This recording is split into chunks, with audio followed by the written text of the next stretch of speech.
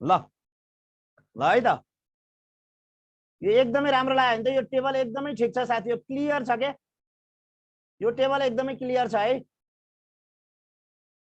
यो टेबल एकदमै क्लियर छ तपाईलाई सजिलो हुन्छ ल अगाडि बढौँ है त यो टेबल एकदमै क्लियर छ है साथी हो म अगाडि बढेँ है अब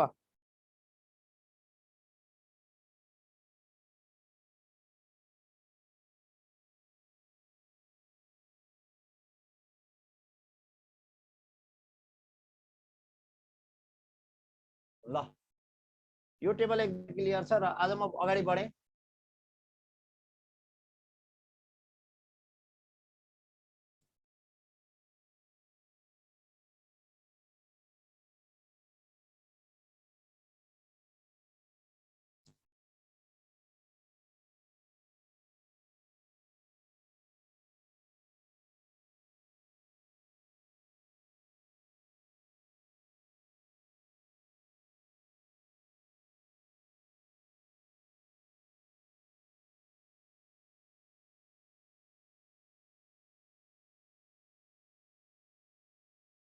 क्वेसन खै साथी हो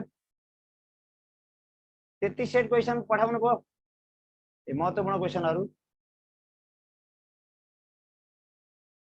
एकदमै महत्त्वपूर्ण क्वेसनहरु लिएर आएको छु है आज सबैले उता पनि जोड्दिनु है शिक्षक सेवामा पनि जोड्दिनु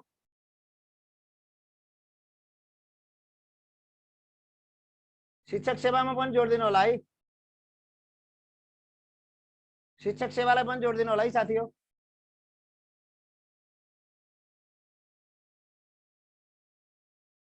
ल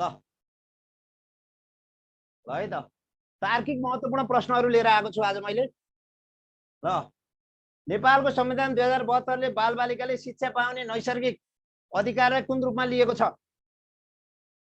हेर्नुस् है नेपालको संविधान 2072 ले बालबालिकाले शिक्षा पाउने नैसर्गिक अधिकारलाई कुन रूपमा लिएको छ आधारभूत आवश्यकताको रूपमा ज्ञान र सिप अभिवृद्धि मार्फत रोजगारीको मार्ग प्रशस्त गर्ने रूपमा समाज परिवर्तनको संवाहकको रूपमा मौलिक हकको रूपमा ल त साथीहरुलाई आज एकदमै तार्किक क्वेशन लिएर आएको छु मैले तार्किक क्वेशन लिएर आएको छु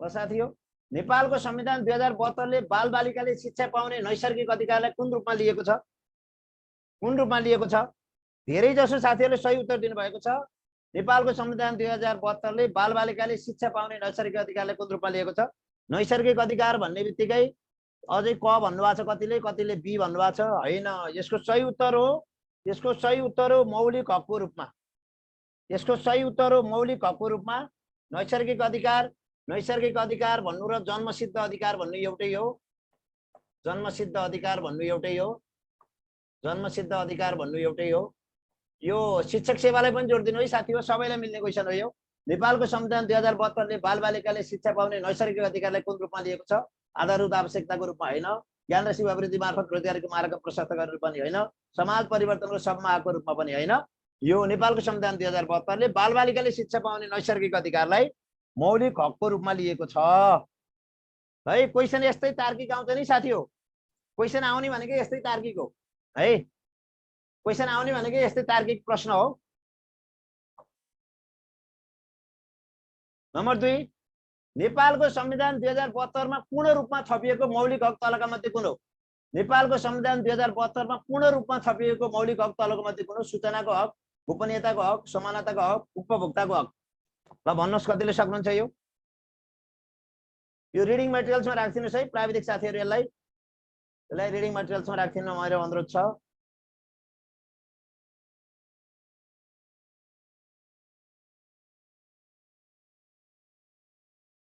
ल नेपालको संविधान 2072 मा पूर्ण रूपमा छापिएको मौलिक हक तलका मध्ये कुन हो सूचनाको हक गोपनीयताको हक समानताको हक उपभोक्ताको हक ल त हेरौं तार्किक प्रश्नहरू लिएर आएको छु आज र नेपालको संविधान 2072 मा पूर्ण रूपमा थपिएको मौलिक हक तलका मध्ये कुन हो? पूर्ण रूपमा थपिएको मौलिक हक ल भन्नु साथीहरु, पूर्ण रूपमा थपिएको मौलिक हक कुन हो? उपभोक्ताको हक हो। पूर्ण रूपमा थपिएको उपभोक्ताको हक हो। उपभोक्ताको हक के नेपालको संविधान 2072 मा पूर्ण रूपमा थपिएको मौलिक हक तलका मध्ये कुन भन्दा उपभोक्ताको हक हो। यो उपभोक्ताको हक हो, पूर्ण रूपमा थपिएको।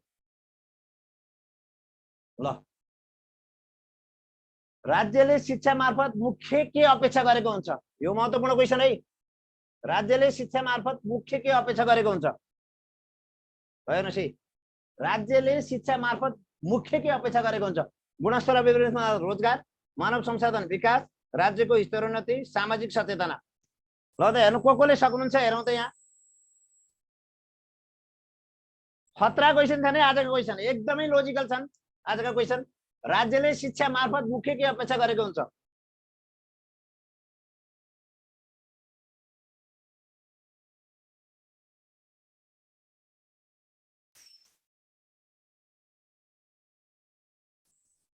ल राज्यले शिक्षा मार्फत मुख्य के अपेक्षा गरेको हुन्छ? ल भन्नुस्, राज्यले शिक्षा मार्फत मुख्य के अपेक्षा गरेको हुन्छ? गुणस्तर अभिवृद्धि मार्फत रोजगार, मानव संसाधन विकास, राज्यको स्तरोन्नति, सामाजिक सचेतना। मानव संसाधन विकास है, संसाधन विकास हो है, संशोधन होइन। मानव संसाधन विकास हो। मानव संसाधन विकास, गुणस्तर अभिवृद्धि मार्फत रोजगार, मानव संसाधन विकास, राज्यको स्तरोन्नति, सामाजिक सचेतना। ल हेरौँ त तपाईको क्षमता मैले चेक गर्छु के यो प्रश्नले। यो प्रश्नले तपाईको क्षमता मैले चेक गर्दैछु के। ल राज्यले शिक्षा मार्फत मुख्य के अपेक्षा गरेको हुन्छ? गुणस्तर अभिवृद्धि मार्फत रोजगार, मानव संसाधन विकास, राज्यको स्तरोन्नति, सामाजिक सचेतना। यो क्वेशनले तपाईहरुको मैले क्षमता मैले परीक्षण गर्दैछु है, क्षमता परीक्षण।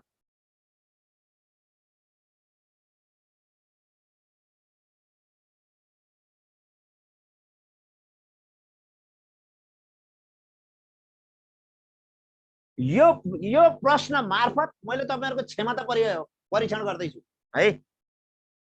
यो हो तपाईले धेरैले बिगार्नु भयो, धेरैले क्वेशन यस्तै आउँदैन। हेर्नु साथी हो, मानव संसाधन विकास, मुख्य कुरा मानव संसाधन विकास गर्ने हो। सक्षम सिपयुक्त नागरिक तयार पार्ने हो। यो भनेको सक्षम हो, सिपयुक्त नागरिक तयार पार्नु हो। सक्षम सिपयुक्त नागरिक तयार पार्नु हो, यो मानव संसाधन विकास भनेको हो। सक्षम सिपयुक्त नागरिक तयार पार्नु है। राज्यले शिक्षा मार्फत मुख्य के अपेक्षा गरेको हुन्छ? गुणस्तर अभिवृद्धि मार्फत रोजगार। रोजगार मात्रै दिनु शिक्षा हो र? हैन नि। रोजगार मात्रै के व्यवसाय गर्दैनन् मान्छेले? रोजगार मात्रै हो र? शिक्षाले मान्छेलाई रोजगार मात्रै दिन्छ र? शिक्षाले मान्छेलाई हो आफ्नै व्यवसाय सञ्चालन गर्न के अरे मार्ग प्रशस्त गर्दैन? शिक्षाले रोजगार मात्रै दिने हो? शिक्षाले स्वावलम्बी बन्ने, आफ्नो खुट्टामा आफै उभिने हो, व्यवसाय गर्ने हो, ज्ञान र सिप आर्जन मार्फत हो आफू के गर्न सक्ने, स्तरोन्नति गर्न सक्ने, सक्षम बनाउन सक्ने, सक्षम बनाउने शिक्षकले। सक्षम सिपयुक्त नागरिक तयार, मानव संसाधन विकास गर्ने हो। शिक्षा लिनु भनेको जागिर खानु मात्रै होइन भन्ने बुझ्नुस् क्या। शिक्षा लिने भनेको जागिर खानु मात्रै होइन।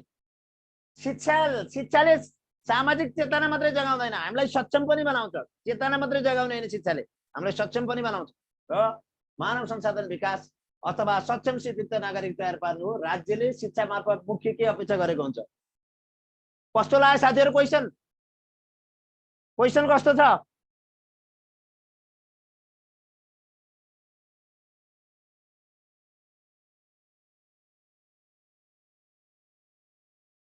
क्वेशन कस्तो लाग्यो क्वेशन?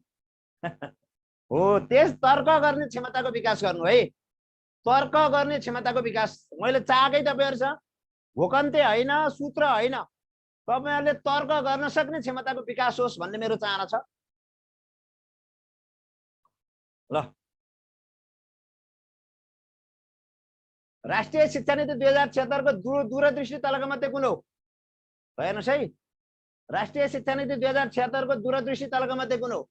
शिक्षित, सभ्य, स्वास्थ्य र सक्षम जनशक्ति, सामाजिक न्याय, रूपान्तरण र समृद्धि, सबै तहको शिक्षालाई प्रतिस्पर्धी हो प्रविधि मैत्री रोजगारमूलक उत्पादनमुखी बनाई देशको आवश्यकता अनुरूप मानव संसाधन विकास गर्ने, बालबालिकाको सर्वाङ्गीण विकासमा केन्द्रित प्रारम्भिक बाल विकास तथा शिक्षालाई गुणस्तरीय र प्रभावकारी बनाउनु र सबै तहको शिक्षामा हो विज्ञान प्रविधि इन्जिनियरिङ र गणित शिक्षालाई पाठ्यक्रमको अभिन्न अङ्ग बनाइने।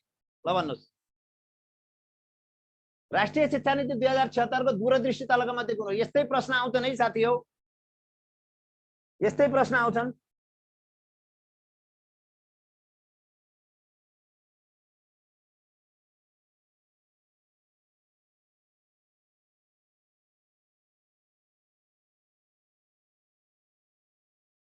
ल राष्ट्रिय शिक्षा नीति 2076 को दूरदृष्टि तलका मध्ये कुन हो?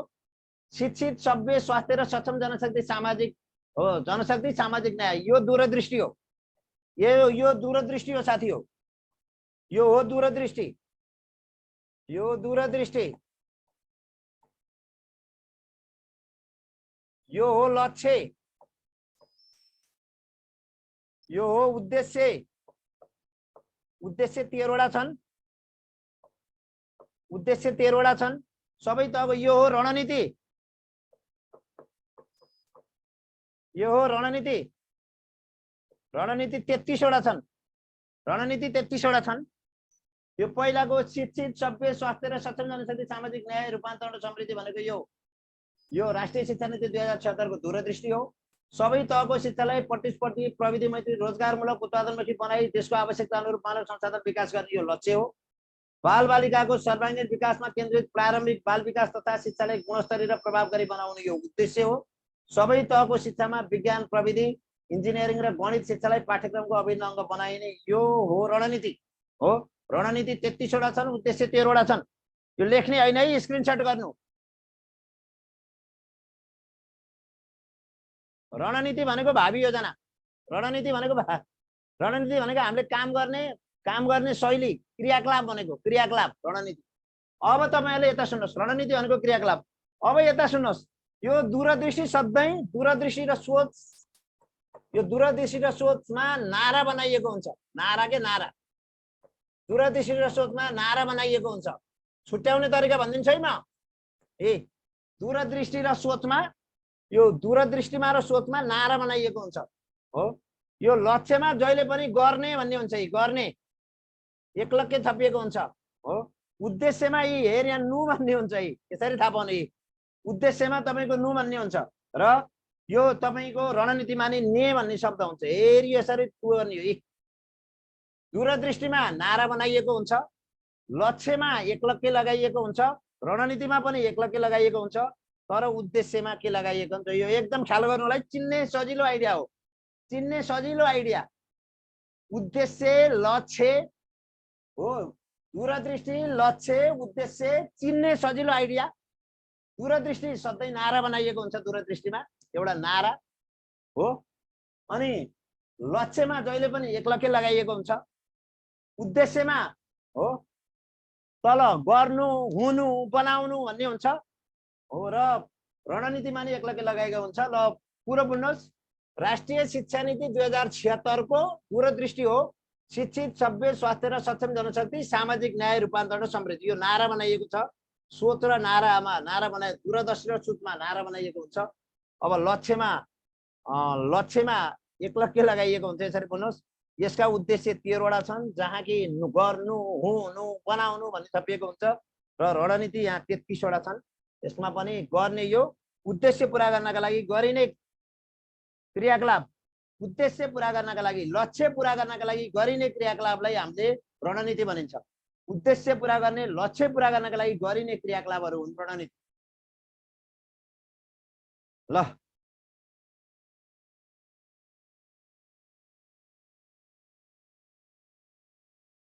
है त, क्वेसन गाह्रो लाग्यो भने त यो जटिल लाग्यो होइन त यो क्वेसन, जटिल लाग्यो भने त क्वेसन।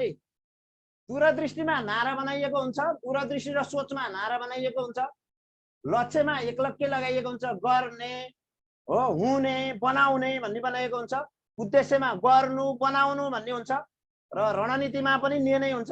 रणनीति भनेको उद्देश्य र लक्ष्य पूरा गर्नका लागि गरिने क्रियाकलाप, उद्देश्य र लक्ष्य पूरा गर्नका लागि गरिने क्रियाकलाप रणनीति हुन् हो। अब यो हाम्रो यो राष्ट्रिय शिक्षा नीति दूरदृष्टि भनेको यो हो। यो एन्सर यो भयो। ख्याल गर्नुहोस्, स्क्रिनशट गर्नु त यसलाई स्क्रिनशट गर्नु त। राष्ट्रिय शिक्षा नीति 2076 का उद्देश्य 13 वटा छन्, रणनीति 33 छन्। राष्ट्रिय शिक्षा नीति 2076 का उद्देश्य 13 वटा, रणनीति 33 वटा छन्। स्क्रिनशट गर्नुहोस् है, स्क्रिनशट प्लिज, स्क्रिनशट।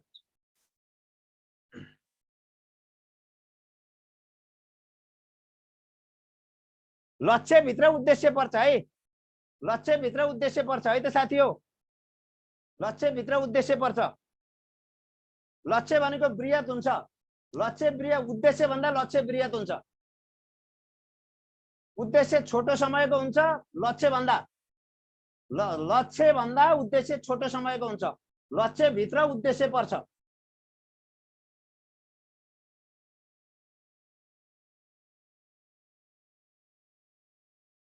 ल अर्को क्वेशन है त। गरिमा भट्टराई नाम गरेको विद्यार्थीले प्रत्येक प्रयासमा राम्रो कार्य सम्पादन गरे बापत स्याबास भन्नु केसँग सम्बन्धित छ? ल है, तार्किक क्वेशन छन् आजका। गरिमा भट्टराई नाम गरेको विद्यार्थीले प्रत्येक प्रयासमा राम्रो कार्य सम्पादन गरे बापत स्याबास भन्नु केसँग सम्बन्धित छ? उत्प्रेरणा जगाउनु, पुनर्बल प्रदान गर्नु, पृष्ठपोषण प्रदान गर्नु, माथिका सबै। ल त कतिले सक्नुहुन्छ हेरौँ। यो पनि तार्किक क्वेशन हो।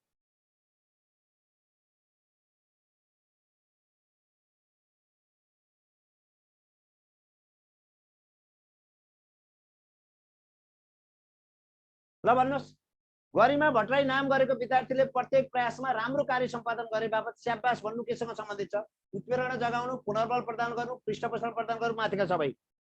है त कतिले सक्नुहुन्छ हेरौँ है। तार्किक छन् आजका प्रश्न, अलि गहिरा किसिमका छन् आजका प्रश्नहरू। कतिले सक्नुहुन्छ हेरौँ। गरिमा भट्टराई नाम गरेको विद्यार्थीले प्रत्येक प्रयासमा राम्रो कार्य सम्पादन गरे बापत स्याबास भन्नु केसँग सम्बन्धित छ? उत्प्रेरणा जगाउनु, पुनर्बल प्रदान गर्नु, पृष्ठपोषण प्रदान गर्नु, माथिका सबै। धेरै माथिका सबै होइन। ल यो अप्सन होइन, अर्को चोइस गर्नु। ल माथिका सबै भन्ने अप्सन होइन। ल फेरि माथिका सबै अप्सन होइन, अब अर्को चोइस गर्नुहोस्। ल यो अप्सन होइन। ल अरू चोइस गर्नुहोस् अब। ल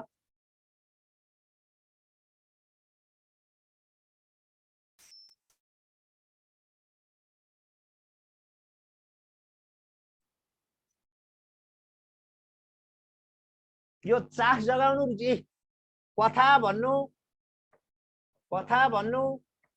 हो, कविता भन्नु, जोक भन्नु, यो भनेको भए, यो भएको भए उत्प्रेरणा जगाउनु हुन्छ है। यो उत्प्रेरणा जगाउनु हुन्छ है। कथा भन्नु, कविता भन्नु, जोक भन्नु हो, तस्बिर देखाउनु, अनुभव सुनाउनु हो, अनुभव सुनाउनु भन्यो भने यो के हुन्छ? अनुभव सुनाउनु। यो भन्यो भने उत्प्रेरणा भयो।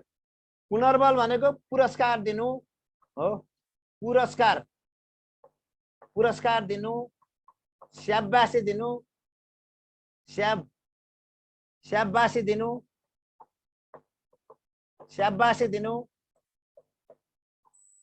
हो, अनि कार्य गरे बापत मुस्कुराउनु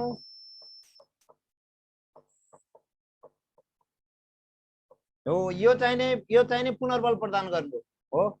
अब पृष्ठपोषण प्रदान गर्नु भनेको अक्षर नराम्रो लेखेमा सुधार गर्न लगाउनु।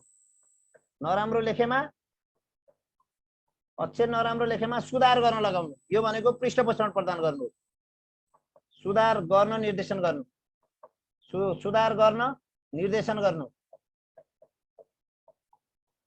हो। यो अक्षर नराम्रो लेखेमा सुधार गर्न निर्देशन गर्नु पृष्ठपोषण हो। पुनर्बल प्रदान, पुरस्कार दिनु, स्याबासी दिनु, कार्य गरे बापत मुस्कुराउनु, टाउको हल्लाउनु, यो पुनर्बल भयो। उत्प्रेरणा जगाउनु, कथा भन्नु, कविता भन्नु, जोक भन्नु, तस्बिर देखाउनु, अनुभव सुनाउनु, यो उत्प्रेरणा जगाउनु हो। थाहा पाउनु भयो के रहेछ?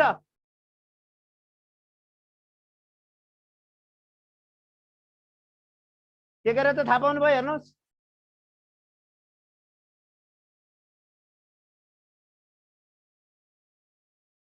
के रहेछ थाहा पाउनु भयो? उत्प्रेरणा जगाउनु, कथा भन्नु, कविता भन्नु, जोक भन्नु, तस्बिर देखाउनु, अनुभव सुनाउनु, यो उत्प्रेरणा जगाउनु। पुनर्बल प्रदान गर्नु, पुरस्कार दिनु, स्याबासी दिनु, कार्य गरे बापत मुस्कुराउने, यो पुनर्बल प्रदान गर्नु र पृष्ठपोषण प्रदान गर्नु, अक्षर नराम्रो लेखेमा सुधार गर्न निर्देशन दिनु। यो पृष्ठपोषण कमी कमजोरीहरू पत्ता लगाएर सुधार गर्न दिन्छ।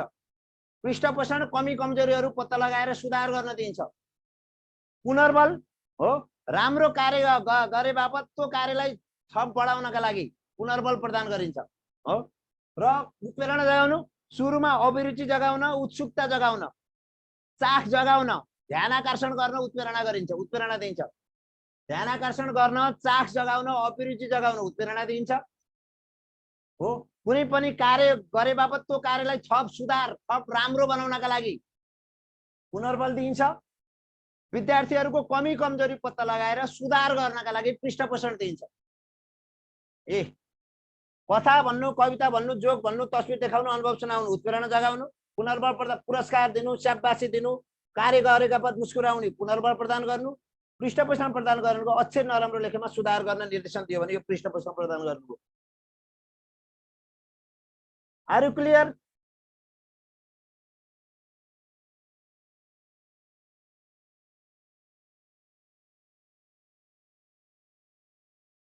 Are you clear, my dear friends?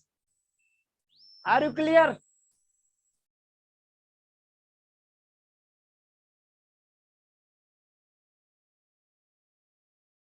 महत्त्वपूर्ण क्वेशन, यो आइएमपी नै छ हेर्नु साथी, आइएमपी छ यो, एकदम अवधारणा क्लियर हुन्छ। आइएमपी छ यो।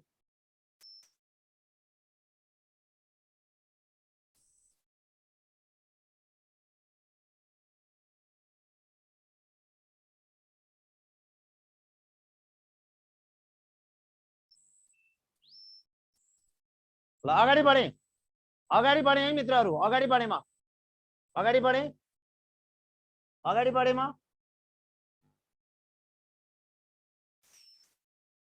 विशेष शिक्षा सम्बन्धी योजना, कार्यक्रम, तर्जुमा, कार्यान्वयन, अनुगमन र मूल्याङ्कन गर्ने कुन सरकारको जिम्मेवारी भित्र पर्दछ? ल यो पनि क्वेशन महत्त्वपूर्ण छ, यो पनि एकछिन है। ल भन्नुहोस्, विशेष शिक्षा सम्बन्धी योजना, कार्यक्रम, तर्जुमा, कार्यान्वयन, अनुगमन र मूल्याङ्कन गर्ने कुन सरकारको जिम्मेवारी भित्र पर्छ? ल भन्नुहोस्।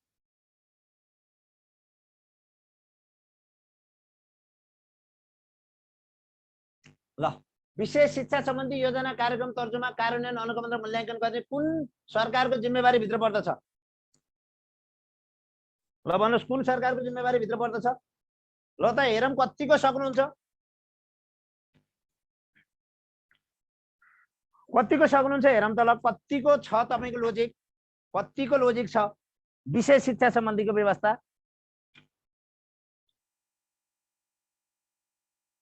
ल हेरौँ त कतिको सक्नुहुन्छ। ल हेर्नु, विशेष शिक्षा सम्बन्धी योजना, कार्यक्रम, तर्जुमा, कार्यान्वयन, अनुगमन, मूल्याङ्कन गर्ने कुन सरकारको जिम्मेवारी भित्र पर्छ? यो धेरै जसो साथीहरूले मिलाउनु भएको छ, म एकदमै आभारी छु। धेरै जसो साथीहरूले यसलाई के भन्नुभएको छ, यो प्रदेश सरकार हो सर भन्नुभएको छ, असाध्यै खुसी लाग्छ।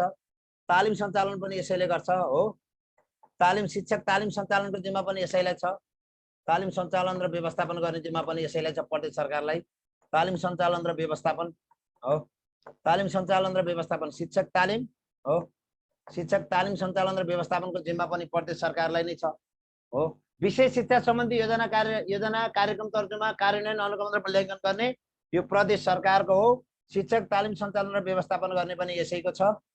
तर शिक्षक तालिमको नीति निर्माण गर्ने माथिल्लो निकाय, शिक्षक तालिमको नीति निर्माण र समकक्षता प्रदान गर्ने, समकक्षता प्रदान गर्ने कसले? शिक्षक तालिमको नीति निर्माण गर्ने माथिल्लो त, नीति निर्माणको माथिल्लो निकाय हो शिक्षक तालिमको। सुन्नुहोस्, शिक्षक तालिमको नीति निर्माणको माथिल्लो निकाय, नीति निर्माणको माथिल्लो निकाय अथवा समकक्षा प्रदान गर्ने कसले हो? मानव स्रोत विकास केन्द्रले हो, मानव स्रोत विकास केन्द्र। यो पनि थाहा पाउनु है, मानव स्रोत विकास केन्द्र हो, मानव स्रोत विकास केन्द्र।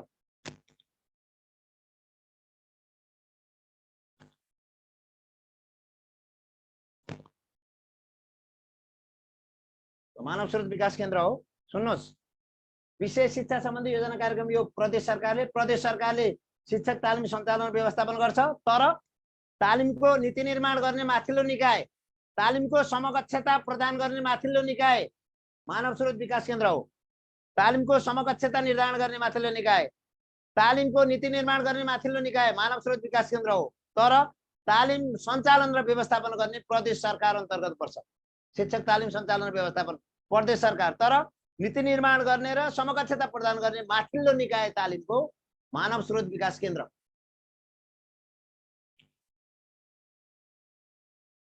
ल म अगाडि बढेँ साथी हो। ल इन्चोन सम्मेलनको आयोजक विश्व शिक्षा मञ्च भने मुख्य सहयोगी संस्था कुन हो? इन्चोन सम्मेलनको आयोजक विश्व शिक्षा मञ्च भने मुख्य सहयोगी संस्था कुन हो? इन्चोन सम्मेलनको आयोजक विश्व शिक्षा मञ्च भने मुख्य सहयोगी संस्था कुन हो? युनिसेफ हो, विश्व बैंक हो, युनेस्को हो, संयुक्त राष्ट्र संघ हो। ल त हेरौँ कसले सक्नुहुन्छ यो। म आफैले पढाइसकेको छु यो। ल सम्पूर्ण साथीहरूलाई नमस्कार छ ल है, नमस्कार। ल त ल यो क्वेसनको एन्सर दिनुहोस्। ल यो क्वेसनको एन्सर, इन्चोन सम्मेलनको आयोजक विश्व शिक्षा मञ्च हो भने मुख्य सहयोगी संस्था कुन हो? ल भन्नुहोस्।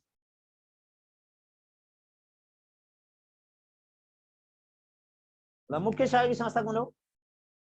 मुख्य सहयोगी संस्था कुन हो इन्चोन घोषणाको?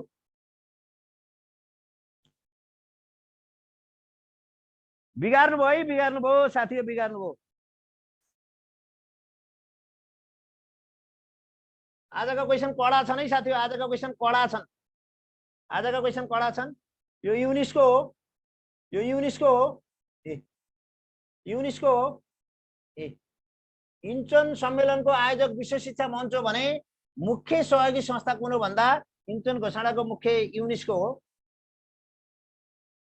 इन्चोन घोषणा सबैका लागि शिक्षाको हो, सबैका लागि शिक्षाको तेस्रो प्रयास, सबैका लागि शिक्षाको पहिलो सम्मेलन थाइल्यान्डको जोम्टिन, सबैका लागि शिक्षाको पहिलो सम्मेलन थाइल्यान्डको जोम्टिन 1990 मा भएको र दोस्रो सेनेगलको डकार, दोस्रो सम्मेलन सेनेगलको डकार हो, यो 2000 मा भएको, सन् 2000 मा भएको। र तेस्रो सम्मेलन दक्षिण कोरियाको इन्चोन हो, दक्षिण कोरियाको इन्चोन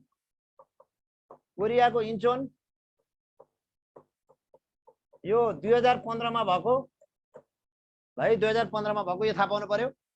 सबैका लागि शिक्षाको अन्तर्राष्ट्रिय पहिलो अन्तर्राष्ट्रिय प्रयास थाइल्यान्डको जोम्टिन सम्मेलन, दोस्रो सेनेगलको डकार, तेस्रो दक्षिण कोरियाको इन्चोन है। सबैका लागि शिक्षाको पहिलो प्रयास थाइल्यान्डको जोम्टिन सम्मेलन, दोस्रो प्रयास सेनेगलको डकार, तेस्रो प्रयास दक्षिण कोरियाको इन्चोन र इन्चोन सम्मेलनको आयोजक विश्व शिक्षा मञ्च हो भने मुख्य सहयोगी संस्था कुन हो भन्दा युनेस्को हो। यो युनेस्को हो, यो थाहा पाउनु होला, युनेस्को हो यो।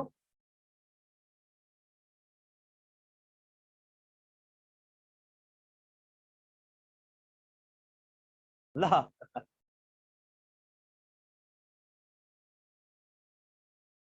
है त, यसरी तपाईहरुले राम्रोसँग बुझ्नु होला। आज महत्त्वपूर्ण क्वेशनहरु लिएर आएको छु, महत्त्वपूर्ण क्वेशन लिएर आएको छु।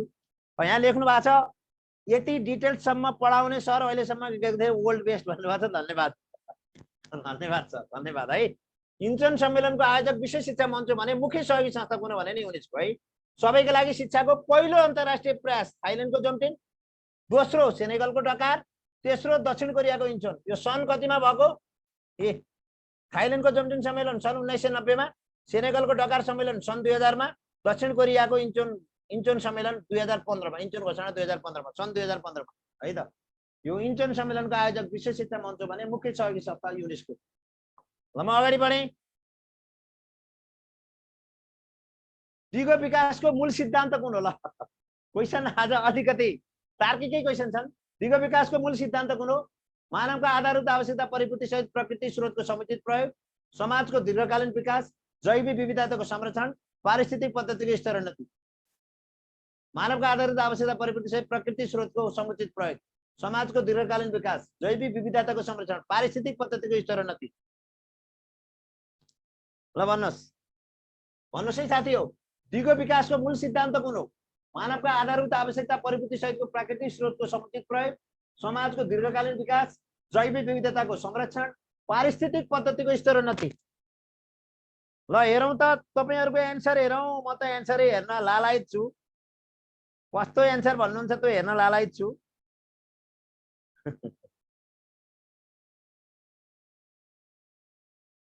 कस्तो एन्सर भन्नुहुन्छ त लालायित छु म। ल त ल ल ल साथी हो ल ल त दिगो विकासको मूल सिद्धान्त कुन हो? मानवका आधारभूत आवश्यकता परिपूर्ति सहित प्राकृतिक स्रोतको समुचित प्रयोग, समाजको दीर्घकालीन विकास, जैविक विविधताको संरक्षण, पारिस्थितिक पद्धतिको स्तरोन्नति। ल त ल ल कुन हो? ल हेरौँ। आजको क्वेसन अलि धेरै तार्किक छन् है। तपाईको तार्किक क्षमताको विकास गर्ने प्रश्न छन् आजका। ल दिगो विकासको मूल सिद्धान्त कुन हो? मानवका आधारभूत आवश्यकता परिपूर्ति सहित प्रकृति स्रोतको समुचित प्रयोग, समाजको दीर्घकालीन विकास, जैविक विविधताको संरक्षण, पारिस्थितिक पद्धतिको स्तरोन्नति। धेरै साथीहरूले यसले समाजको दीर्घकालीन विकास भन्नुभएको छ। दिगो विकास त्यति मात्रै होइन, मानवका आधारभूत आवश्यकता परिपूर्ति सहित प्रकृति स्रोतको समुचित प्रयोग हो। यसलाई हामीले भनिन्छ दिगो विकासको मूल सिद्धान्त यही हो। दिगो विकासले के भन्छ? प्राकृतिक स्रोतलाई अहिले प्रयोग गरेर भविष्यका सन्ततिले दुःख पाउनु हुँदैन। भविष्यका सन्ततिले समेत प्रयोग गर्न सक्ने गरेर प्राकृतिक स्रोत साधनको प्रयोग गर्नुपर्छ। दिगो विकासले के भन्छ? हाम्रा तत्कालीन आवश्यकता पूरा गर्ने हो, तर भविष्यका सन्ततिहरूलाई असर पार्ने तरिकाले प्राकृतिक स्रोतको प्रयोग गर्ने होइन। प्राकृतिक स्रोतको समुचित प्रयोग गर्नुपर्छ। भविष्यका पुस्ताले पनि प्रयोग गर्न पाउनुपर्छ। अहिले हाम्रो आवश्यकता पूरा गर्ने, प्राकृतिक स्रोतको पनि प्रयोग गर्ने, तर प्राकृतिक स्रोतको विनाश गर्ने होइन। प्राकृतिक स्रोतको हामीले पनि प्रयोग गर्ने, भावी पुस्ताका लागि पनि प्राकृतिक स्रोतहरूको संरक्षण गरिदिने, संवर्धन गरिदिने, समुचित प्रयोग गरिदिने, त्यही हो दिगो विकास। दुईटा कुरा बिर्सिनु भएन दिगो विकासमा। एउटा हो हाम्रा अहिलेका आधारभूत आवश्यकता पूरा गर्नु पर्यो एउटा, दोस्रो प्राकृतिक स्रोतको समुचित प्रयोग गर्ने, भावी पुस्ताका लागि पनि जोगाइदिने, भावी पुस्ताका लागि पनि संरक्षण गरिदिने, त्यही हो दिगो विकास भनेको। त्यही हो दिगो विकास भनेको।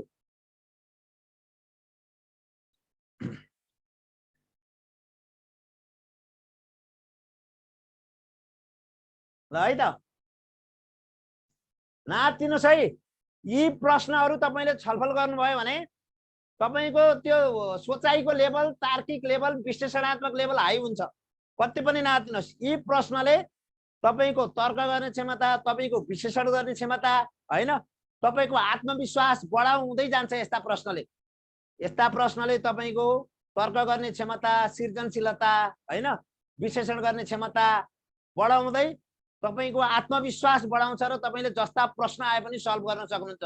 यस्ता किसिमका प्रश्न सल्भ गर्नुभयो भने ल दिगो विकासको मूल सिद्धान्त कुन भन्ने? दिगो विकासमा दुईटा कुरा, एउटा हाम्रा आधारभूत आवश्यकता पूरा गर्ने, अर्को प्राकृतिक स्रोतको अहिले पनि प्रयोग गर्ने, भविष्यलाई पनि प्रयोग गर्न सक्ने बनाउने प्राकृतिक स्रोतलाई, त्यो दिगो विकास।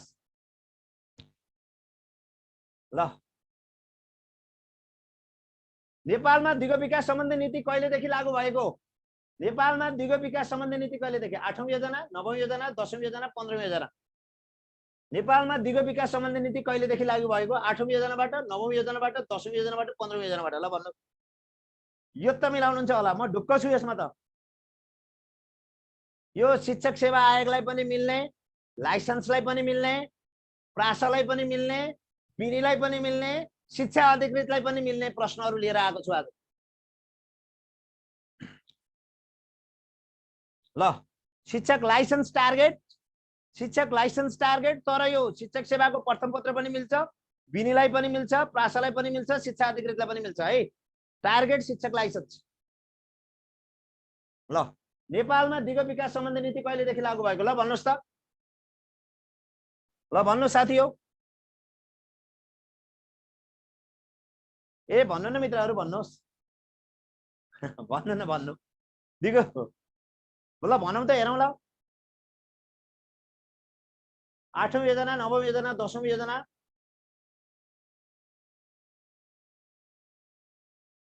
ल भन्नुहोस्। नेपालमा दिगो विकास सम्बन्धी नीति कहिलेदेखि लागू भएको? दिगो विकास सम्बन्धी नीति 9औं योजनाबाट हो। बहु पाठ्य पुस्तक पनि 9औं योजनाबाट है। बहु पाठ्य पुस्तकको नीति पनि बहु पाठ्य पुस्तकको लागू पनि 9औं योजनाबाट भएको हो। यो दिगो विकास पनि 9औं योजनाबाट भएको। बहु पाठ्य पुस्तकको अवधारणा आएको पनि 9औं योजनाबाट। 9औं योजनाबाट बहु पाठ्य पुस्तकको प्रयोग र अवधारणा आएको पनि 9औं योजनाबाट र दिगो विकास आएको पनि 9औं योजनाबाट है। तपाईहरुले दुईटा कुरा सम्झिनुस् यहाँ। दिगो विकासका अवधारणा 9औं योजनाबाट, बहु पाठ्य पुस्तकको अवधारणा पनि 9औं योजनाबाट है। बहु पाठ्य पुस्तक पनि 9औं योजनाबाट, दिगो विकास पनि 9औं योजनाबाट। ल अगाडि बढे म। शिक्षामा समतामूलक पहुँच अभिवृद्धि गरी विशेष अवसरहरू सिर्जना गर्दै शिक्षाको मूल प्रभावमा ल्याउने शिक्षा कुन हो? है तार्किकै प्रश्नमा गइरहेको छु म। तार्किक प्रश्नमा शिक्षामा समतामूलक पहुँच अभिवृद्धि गरी विशेष अवसरहरू सिर्जना गर्दै शिक्षाको मूल प्रभावमा ल्याउने शिक्षा नीति कुन हो? विशेष शिक्षा, अनौपचारिक र खुला शिक्षा, समावेशी शिक्षा, निरन्तर र जीवनोपयोगी शिक्षा। ल त हेरौँ को सक्नुहुन्छ अब यहाँ।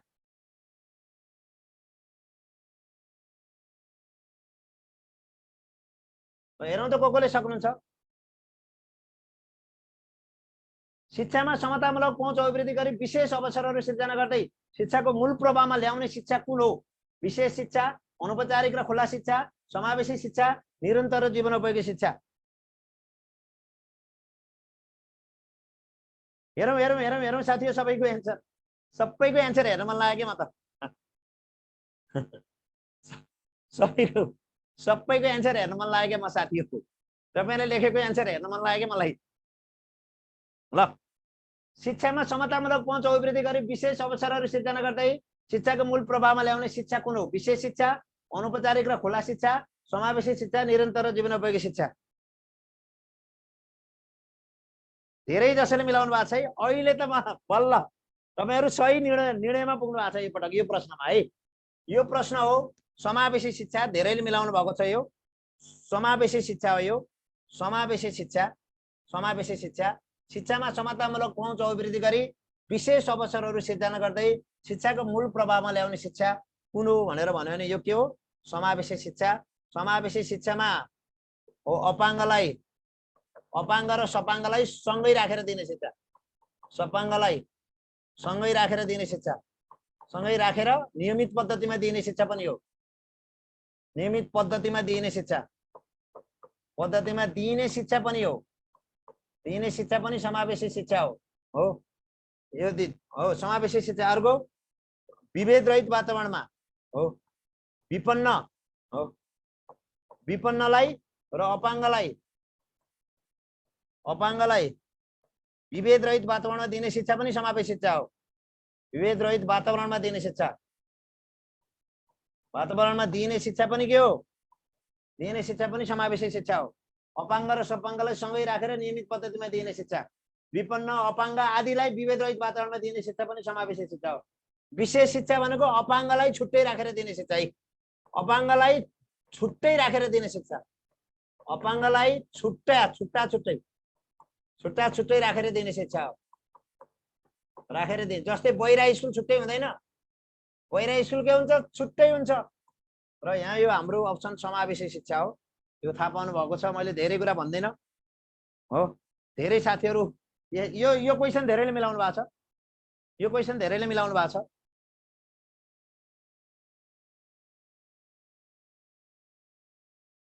है त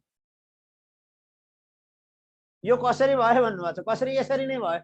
यो कसरी भयो भन्नु भएको छ। यसरी नै भयो। यो कसरी भयो? अपाङ्गलाई छुट्टै राखेर दिन्छ भने विशेष शिक्षा हो। अपाङ्ग सपाङ्ग छात्र छात्रा दलित ब्राह्मण कुरो बुझ्नुभयो। अनि आर्थिक रूपले सम्पन्न, आर्थिक रूपले विपन्न, यी सबैलाई एकै ठाउँमा राखेर दिइने शिक्षा, नियमित शैक्षिक पद्धतिको आधारमा दिइने शिक्षा, यो चाहिँ नि समावेशी शिक्षा हो। जसले समतामूलक पहुँच अभिवृद्धि गर्छ, जसले समतामूलक पहुँच अभिवृद्धि गर्छ। समावेशी शिक्षाले हो शिक्षामा समान अवसर सिर्जना गर्छ। शिक्षामा समतामूलक पहुँच अभिवृद्धि गर्छ समावेशी शिक्षाले। समावेशी शिक्षाले समान अवसर सिर्जना गर्छ, समतामूलक पहुँच अभिवृद्धि गर्छ।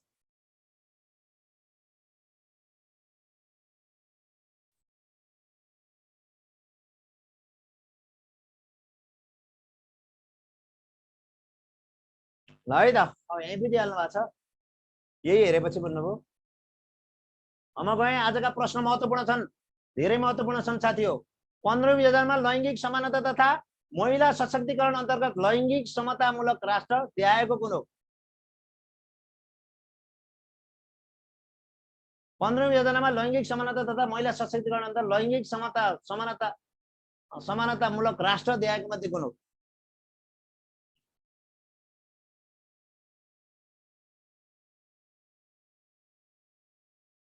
एकैछिन है साथी हो, 1 मिनट।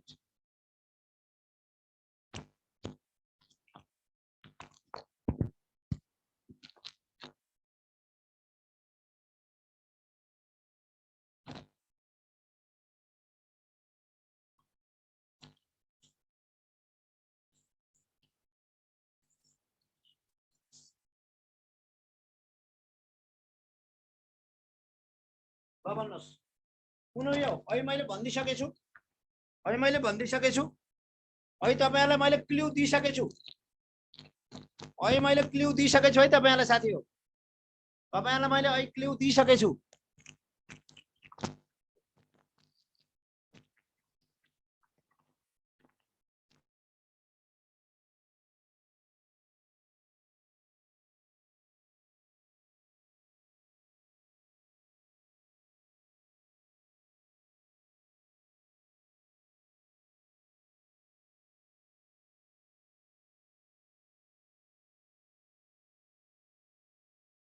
प्राविधिक साथीहरू के गर्दै हुनुहुन्छ त्यहाँ? मैले कुरो बुझिनँ।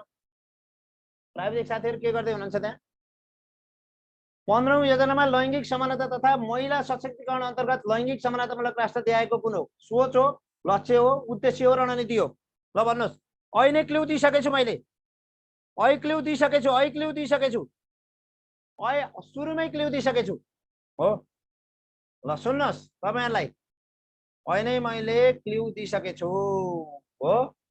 अब तपाईँको लक्ष्यले बनाउने ने भन्छ, उद्देश्यले नु भन्छ, रणनीतिले नै ने भन्छ, नारा भयो भने के भयो भने, नारा भयो भने सोच हुन्छ भनेको त्यो लैङ्गिक समानतामूलक राष्ट्र भनेको त्यो नारा हो। नारा भएपछि सोच हुन्छ अथवा दूरदृष्टि हुन्छ भनेको होइन है।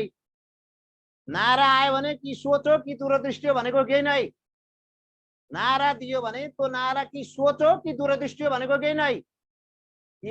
15औं योजनामा लैङ्गिक समानता तथा महिला सशक्तिकरण अन्तर्गत लैङ्गिक समानतामूलक राष्ट्र देखाए मध्ये कुन हो? देखाए मध्ये कुन हो?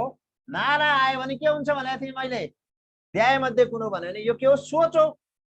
नारा आयो भने सोच हुन्छ, नारा आयो भने दूरदृष्टि हुन्छ हो। यो बनाउनु गर्नु भनेर आयो भने उद्देश्य हुन्छ, बनाउने गर्ने भने यो लक्ष्य हुन्छ भनेर अहिले भनिसकेँ मैले। र यो सोच हो। यो 15औं योजनामा लैङ्गिक समानता तथा महिला सशक्तिकरण अन्तर्गत लैङ्गिक समानतामूलक राष्ट्र देखाएको मध्ये कुन भन्दा यो नारा दियो भने कि दूरदृष्टि हो कि सोच हो? नारा दियो भने कि दूरदृष्टि हो कि सोच हो? ल समालोचनात्मक चिन्तन विधिको रणनीतिमा तलका मध्ये कुन पर्दैन? Brainstorming, jigsaw, think pair share, criticising. समालोचनात्मक चिन्तन विधिको रणनीतिमा तलका मध्ये कुन पर्दैन? Brainstorming, jigsaw, think pair share, criticising.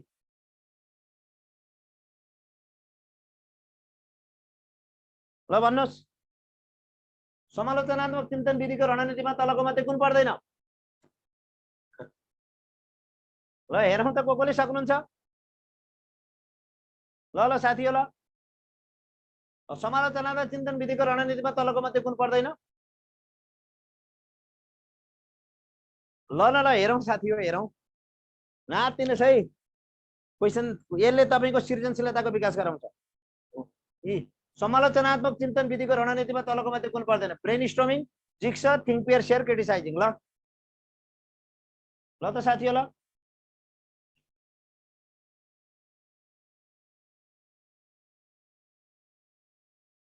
ल हेरौँ त।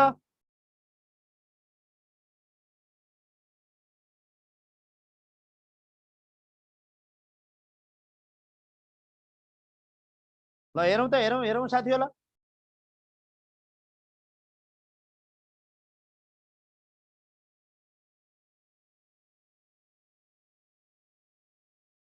हेरौँ समालोचनात्मक चिन्तन विधिको रणनीतिमा तलको मध्ये कुन पर्दैन brainstorming jigsaw think pair share criticising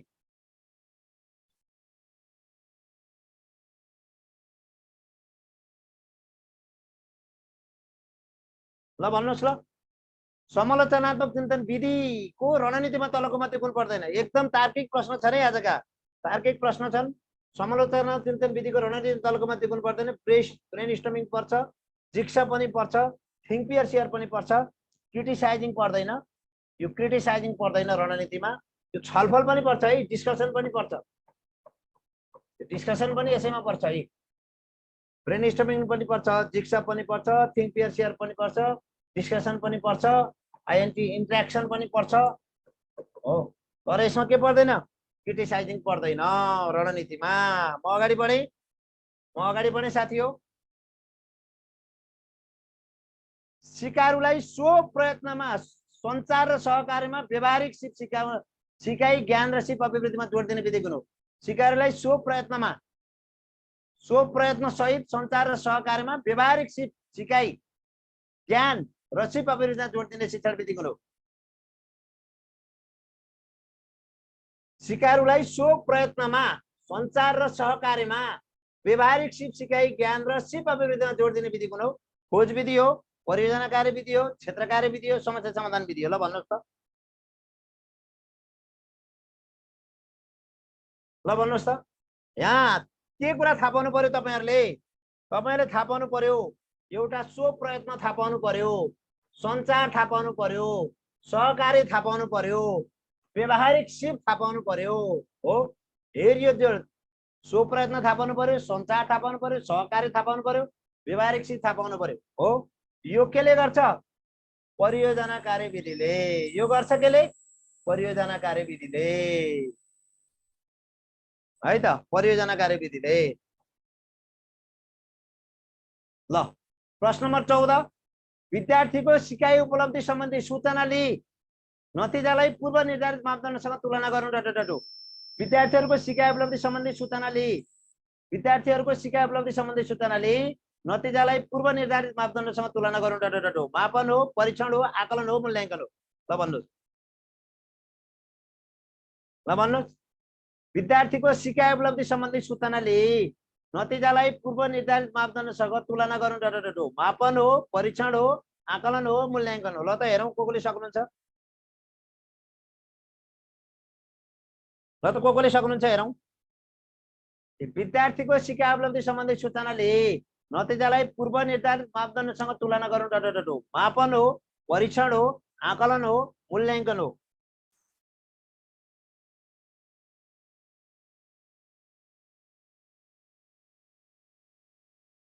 ल त हेरौँ साथी हो ल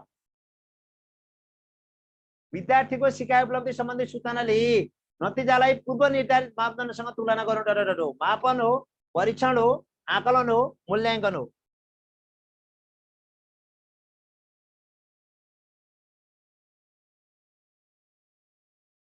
यो सुन्नुहोस् है पूर्व निर्धारित मापदण्डसँग तुलना गर्नु सूचना लिनु हो नतिजा सम्बन्धी सूचना लिनु पूर्व मापदण्डसँग तुलना गर्नु यो हो आकलन हो यो मूल्याङ्कनको नयाँ अवधारणा हो मूल्याङ्कनको सबैभन्दा नयाँ अवधारणा हो आकलन मूल्याङ्कनको साधनको सबैभन्दा नयाँ अवधारणा हो यो मूल्याङ्कनको साधनको सबैभन्दा नयाँ अवधारणा आकलन हो जसले विद्यार्थीको सिकाइ उपलब्धि सम्बन्धी सूचना लिई नतिजालाई पूर्व निर्धारित मापदण्डसँग तुलना गर्नु के हो आकलन हो भनेर बुझ्नु पर्यो है त मूल्याङ्कनको साधनको सबैभन्दा नयाँ अवधारणा पनि यो आकलन यो पूर्व सूचना यो आकलन भनेको नतिजाको गेसिङ गर्नु पनि हो नतिजाको पूर्वानुमान गर्नु पनि यो आकलन भित्रै पर्दछ मूल्याङ्कनको साधनको सबैभन्दा नयाँ अवधारणा हो यो नतिजाको पूर्वानुमान हो यो विद्यार्थीको सिकाइ उपलब्धि सम्बन्धी सूचना लिई नतिजालाई पूर्व निर्धारित मापदण्डसँग तुलना गर्नु के हो आकलन हो यो मूल्याङ्कनको साधनको सबैभन्दा नयाँ अवधारणा हो र यो नतिजाको पूर्वानुमान पनि हो है त, नतिजाको पूर्वानुमान पनि हो। ल आकलन अमा गए क्वेशन नम्बर 15, क्वेशन नम्बर 15 मा गए। ल अब ख्याल गर्नुहोस् है, यो हिजै पढेको प्रश्न हो। नोकरीको ज्येष्ठता बापत पाउने अङ्कमा रामले 5 वर्ष अस्थायी सेवा अवधि र 10 वर्ष स्थायी सेवा अवधि सोही तहमा कार्यरत भए कति अङ्क पाउँछ? सुन्नुहोस् है, नोकरीको ज्येष्ठता बापत पाउने अङ्कमा रामले 5 वर्ष अस्थायी सेवा अवधि र 10 वर्ष स्थायी सेवा अवधि हो सोही तहमा कार्यरत भए कति अङ्क पाउँछ? सोही तह र श्रेणी पनि भन्नुहोस् है, सोही तहमा र श्रेणीमा कार्यरत भए, सोही तहमा र श्रेणीमा, सोही तह र श्रेणीमा पनि भन्नुहोस्, सोही तह र श्रेणीमा। नोकरीको ज्येष्ठता बापत पाउने अङ्कमा रामले 5 वर्ष अस्थायी सेवा अवधि र 10 वर्ष स्थायी सेवा अवधि सोही तहमा र श्रेणीमा कार्यरत भए कति अङ्क पाउँछ? 32.5 अङ्क, 35 अङ्क हो, 25 अङ्क, 31.25 अङ्क।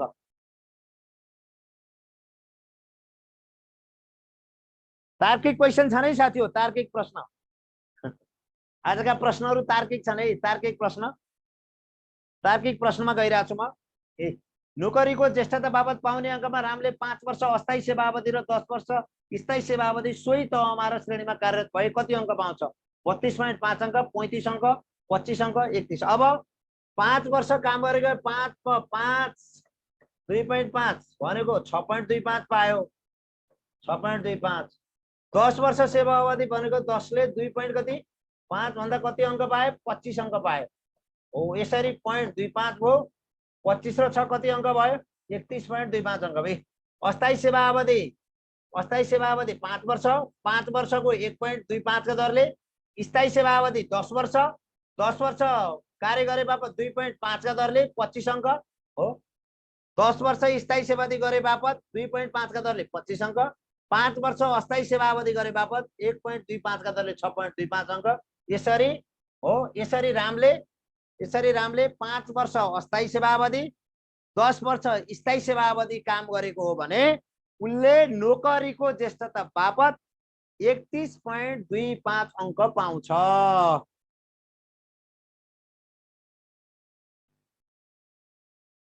कुरो बुझ्नुभयो? Are you clear? यो अस्थायी अवधिमा प्रत्येक वर्ष 1.25 का दरले, अस्थायी अवधिमा प्रत्येक वर्ष 1.25 का दरले हो। स्थायी सेवा गरे बापत, स्थायी सेवा गरे बापत प्रत्येक वर्ष 2.5 का दरले। त्यसकारणले अस्थायी सेवा गरे बापत 6.25 अङ्क पायो, स्थायी सेवा गरे बापत प्रत्येक वर्ष 2.5 का दरले अनि 25 अङ्क पायो भनेपछि 31.25 अङ्क पायो भनेर बुझ्नु पर्यो। Are you clear?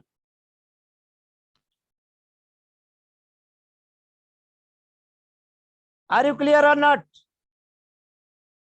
Are you clear?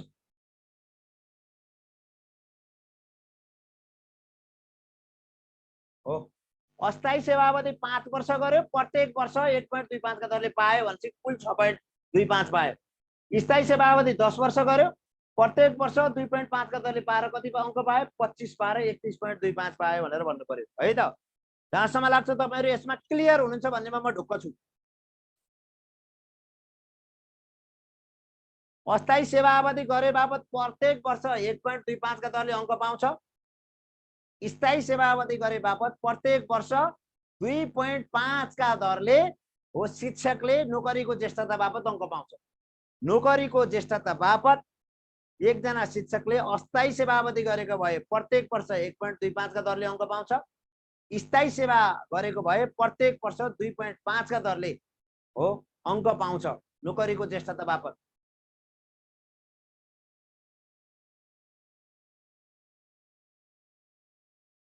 अगाडि बढे म।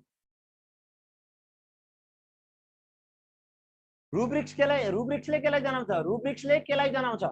वस्तुगत मूल्याङ्कनलाई, वैज्ञानिक मूल्याङ्कनलाई, सिकारुको सर्वाङ्गीण पक्षको मूल्याङ्कनलाई, सिकारुको कार्य सम्पादन मूल्याङ्कनका लागि तयार पारिएको निर्देशिका जसले श्रेणी छुट्याई निर्णय लिन सहयोग पुर्याउँछ। ल, रुब्रिक्सले केलाई जनाउँछ? वस्तुगत मूल्याङ्कनलाई, वैज्ञानिक मूल्याङ्कनलाई, सिकारुको सर्वाङ्गीण पक्षको मूल्याङ्कनलाई, सिकारुको कार्य सम्पादन मूल्याङ्कनका लागि तयार पारेको निर्देशिका जसले श्रेणी छुट्याई निर्णय लिन सहयोग पुर्याउँछ। ल भन्नुहोस्, रुब्रिक्सले केलाई जनाउँछ? यो त यसै अनुमान गर्नुभयो होला है यसलाई। यसलाई त अनुमान गर्न सकिहाल्नु भयो होला है त। रुब्रिक्सले केलाई जनाउँछ? वस्तुगत मूल्याङ्कनलाई, वैज्ञानिक मूल्याङ्कनलाई, सिकारुको सर्वाङ्गीण पक्षको मूल्याङ्कनलाई, सिकारुको कार्य सम्पादन मूल्याङ्कनका लागि तयार पारेको निर्देशिका जसले श्रेणी छुट्याई निर्णय लिन सहयोग पुर्याउँछ। ल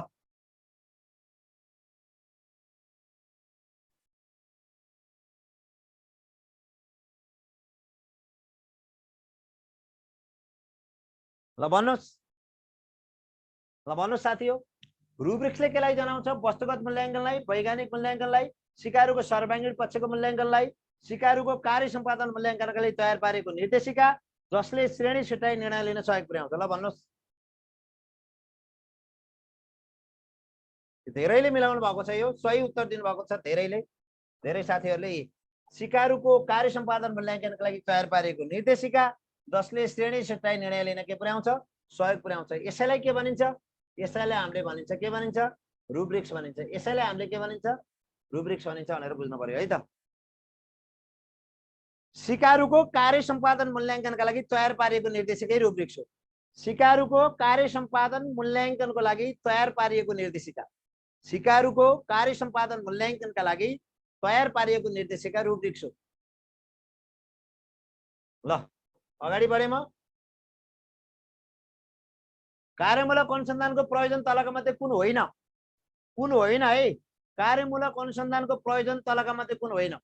सिक्दै गर्दै गर्दै सिक्दै गई शिक्षकको पेशागत दक्षता अभिवृद्धि गर्नु, शिक्षण सिकाइमा देखिएका समस्यालाई तत्काल सुधार गर्नु, प्राप्त निष्कर्षलाई विश्वव्यापी बनाउनु हो। शिक्षकलाई निरन्तर खोज र अनुसन्धानमा उत्प्रेरणा गराउनु, उत्प्रेरित गराउनु, उत्प्रेरणा गराउनु, उत्प्रेरित गराउनु है, उत्प्रेरित गराउनु, उत्प्रेरित गराउनु। ल भन्नुहोस्। कार्यमूलक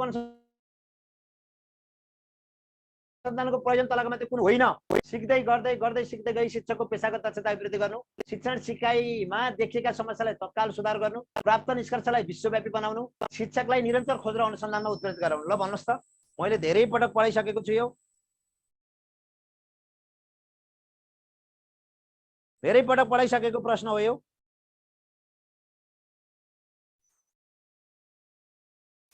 ल हेरौँ त हेरौँ। ल त तपाईले एन्सर भन्न सक्नुहुन्छ सक्नुहुन्न हेरौँ। एन्सर भन्न सक्नुहुन्छ सक्नुहुन्न हेरौँ।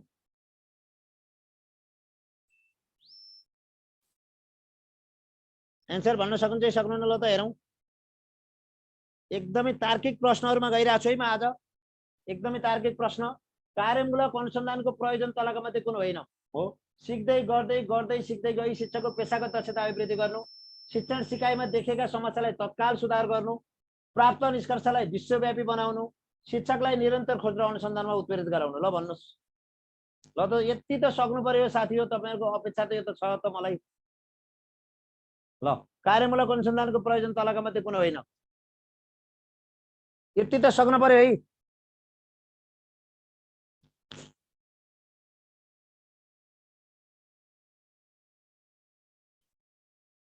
कार्यमूलक अनुसन्धानको प्रयोजन तलका मध्ये कुन होइन? हो सिक्दै गर्दै गर्दै सिक्दै गई शिक्षकको पेशागत दक्षता अभिवृद्धि गर्नु, शिक्षण सिकाइमा देखेका समस्यालाई तत्काल सुधार गर्नु, प्राप्त निष्कर्षलाई विश्वव्यापी बनाउनु र शिक्षकलाई निरन्तर खोज र अनुसन्धानमा। यो कहिले पनि विश्वव्यापी बन्दैन हो। कार्यमूलक एउटा क्षेत्रमा गरेको कार्यमूलक अनुसन्धान अर्को क्षेत्रमा नमिल्न सक्छ, यो पनि बनाउनु, यो होइन हो। तपाईले के बुझ्नुस् भने एउटा हो एउटा समय र समय परिस्थिति र क्षेत्रमा गरेको कार्यमूलक अनुसन्धान, कार्यमूलक अनुसन्धान सुन्नुहोस् है, कार्यमूलक अनुसन्धान अर्को समय परिस्थिति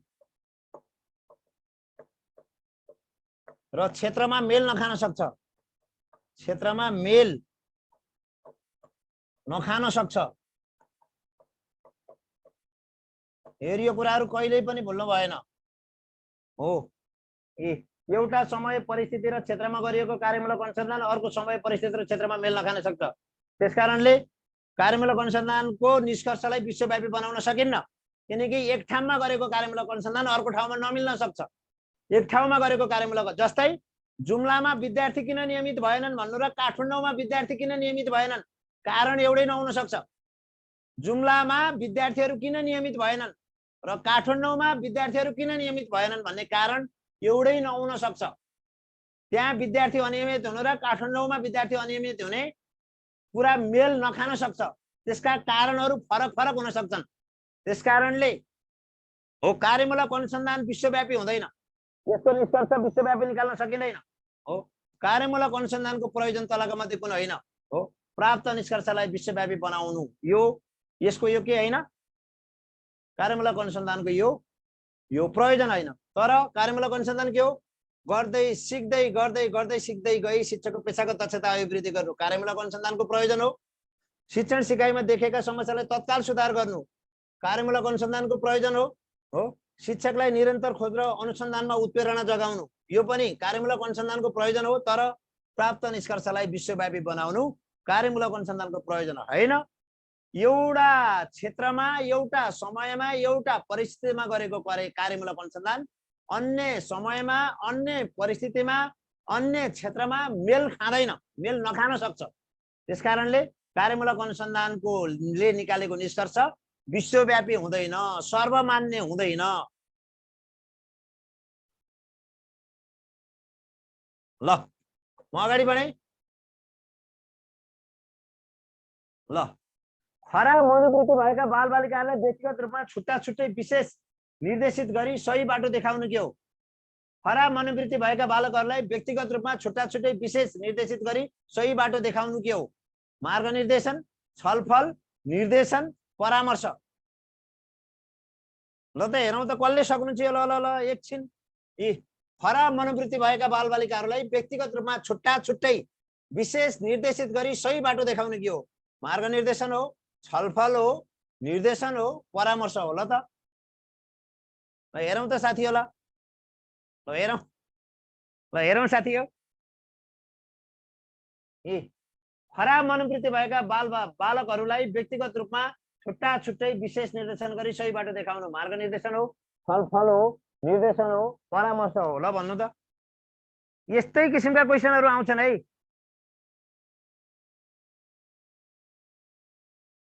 यस्तै किसिमका यस्तै तार्किक प्रश्नहरू आउँछन्। पक्कै पनि आजका प्रश्न इन्ट्रेस्टिङ लागिरहेछ होला तपाईहरुलाई, किनकि अलिकति नयाँ किसिमका प्रश्न छन्, तार्किक किसिमका प्रश्न छन् आजका प्रश्न। आजका प्रश्न नयाँ किसिमका छन्, तार्किक किसिमका छन्। ल है, खराब मनोवृत्ति भएका बालकहरूलाई व्यक्तिगत रूपमा छुट्टा छुट्टै विशेष निर्देशित गरी सही बाटो देखाउनु के हो। मार्ग निर्देशन हो, छलफल हो, निर्देशन हो, परामर्श हो। ल भन्नुस्। ये थाहा पाउनुस् है, यो परामर्श हो। परामर्श, यो परामर्श हो। परामर्श कस्तालाई दिइन्छ त हो, खराब बालबालिकाहरू हो। खराब समस्या निम्त्याउने बालबालिकालाई, समस्या निम्त्याउने बालबालिकालाई, निम्त्याउने बालबालिकालाई व्यक्तिगत रूपमा छुट्टा छुट्टै परामर्श दिइन्छ। परामर्श दिइन्छ। यो परामर्श गोप्य रूपमा दिइन्छ। परामर्श के रूपमा दिइन्छ? परामर्श सामूहिक रूपमा हैन, गोप्य रूपमा दिइन्छ। परामर्श गोप्य रूपमा दिइन्छ है, सबैले देख्ने गरेर सामूहिक रूपमा हैन। परामर्श सामूहिक रूपमा दिइदैन, यो पनि थाहा पाउनुस्। परामर्श सामूहिक रूपमा दिइदैन, गोप्य रूपमा दिइन्छ। परामर्श सामूहिक रूपमा दिइदैन, परामर्श सामूहिक रूपमा दिइदैन, सामूहिक रूपमा दिइदैन। कमजोर बालबालिकाहरूलाई विशेष रूपमा निर्देशन गर्नु यो परामर्श। खराब मनोवृत्ति भएका बालबालिकालाई व्यक्तिगत रूपमा छुट्टा छुट्टै विशेष निर्देशन गरी सही बाटो देखाउनु यो परामर्श हो। खराब मनोवृत्ति भएका बालबालिकाहरूलाई परामर्श प्रदान गरिन्छ। ल आजको क्वेशन एकदमै इन्ट्रेस्टिङ लागिरह्यो होला तपाईहरुलाई। ल एकीकृत पाठ्यक्रमको मूल मान्यता के हो? ल यो पनि यो माथिका सबै होइन ल, यति भनिदिन्छु, खाली माथिका सबै भन्नुहुन्छ, यो माथिका सबै खाली त हेरियो होइन ल। अब पत्ता लगाउनुहोस् है, एकीकृत पाठ्यक्रमको मूल मान्यता के हो?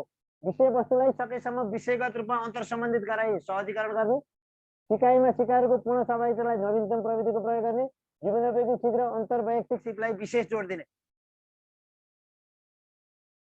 यो होइन ल, यो बाहेक कुन हो? एकीकृत पाठ्यक्रमको मूल मान्यता के हो? विषयवस्तुलाई सकेसम्म विषयगत रूपमा अन्तर सम्बन्धित गराई सहजीकरण गर्ने, सिकाइमा सिकारुको पूर्ण सहभागितालाई नवीनतम प्रविधिको प्रयोग गर्ने, जीवनोपयोगी सिप र अन्तर्वैयक्तिक सिपलाई विशेष जोड दिने। माथिका सबै भन्ने होइन ल, यो बाहेक अरू ल भन्नुहोस् त, मैले नभनेको भए माथिका सबैलाई नै भन्नुहुन्थ्यो तपाईँहरूले। एकीकृत पाठ्यक्रमको मूल मान्यता के हो?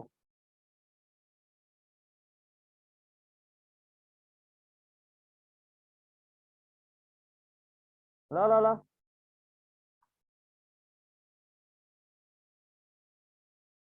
ल साथी होला, एकदमै तार्किक प्रश्न छ नै। आजका प्रश्नले तपाईँहरूको केही तार्किक क्षमता, विश्लेषण क्षमता बढाउँछ भन्नेमा म ढुक्क छु ल।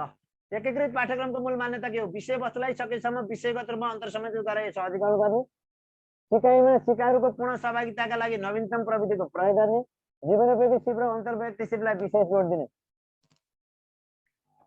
भन्नुहोस्,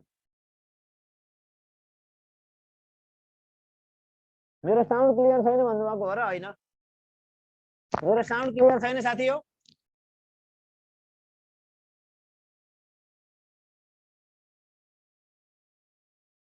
साउन्ड क्लियर छैन र?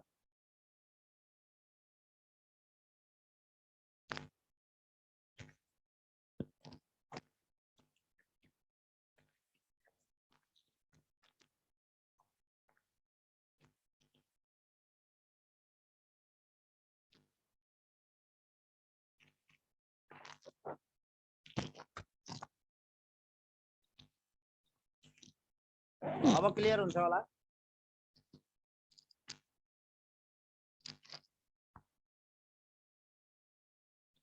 ल अब क्लियर हुन्छ ल। एकीकृत पाठ्यक्रमको मूल मान्यता के हो? विषयवस्तुलाई सकेसम्म विषयगत रूपमा अन्तर सम्बन्धित गराई सहजीकरण गर्ने, सिकाइमा सिकारुको पूर्ण सहभागितालाई नवीनतम प्रविधिको प्रयोग गर्ने, जीवनोपयोगी सिप र अन्तर्वैयक्तिक सिपलाई विशेष जोड दिने। ल भन्नुहोस् त के हो?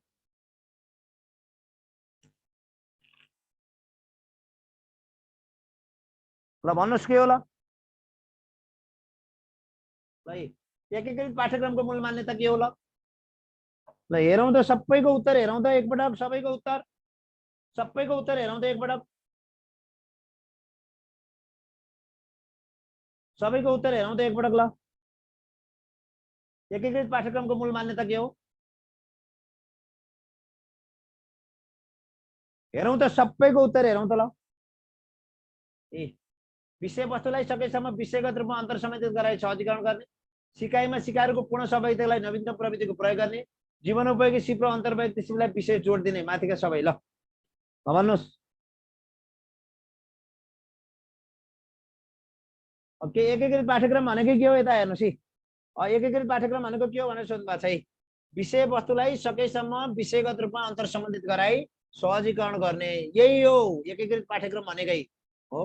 मिलेका विषयवस्तुहरूलाई हो विभिन्न विषयसँग के गर्ने? समायोजन गर्ने। जस्तै जस्तै एकीकृत पाठ्यक्रम भनेको के हो हेर्नुहोस् है। एकीकृत पाठ्यक्रमको यहाँ एउटा उदाहरण दिन्छु।